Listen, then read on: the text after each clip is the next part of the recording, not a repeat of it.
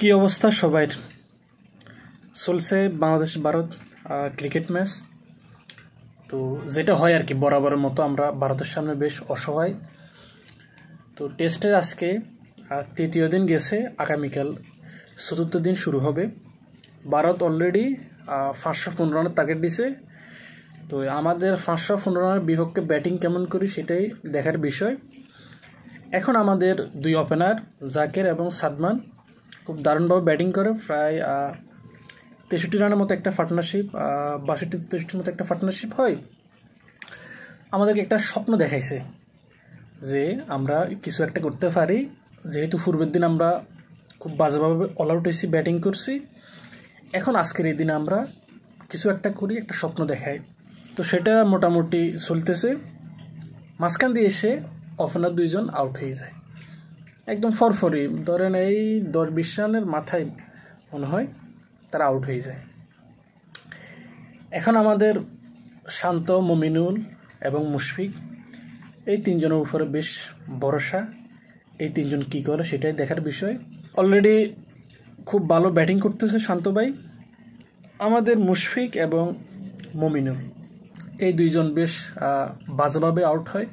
মমিনুল তিনি stamping out হয়। আসলে একটা ব্যাটসম্যানের যখন স্টাম্প আউট হয় তখন সেটা ব্যাটসম্যানের দোষ। ক্রিকেটে স্টাম্পের আউট হওয়াটা ব্যাটসম্যানের অপরাধ। তো মমিনুল দুইটা ইনিংসে সে স্টাম্প আউট হয়েছে।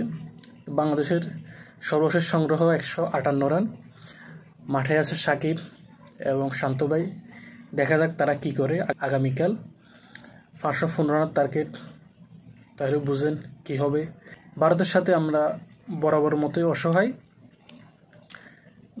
দুই একটা ম্যাচে, অর্থাৎ ওয়ান ডে এবং T20 দুই একটা ম্যাচে আমরা খুব ভালোভাবে জ্বলে উঠি, আবার মাঝখানে যাই যেন কেমনে আমরা হারিয়ে যাই।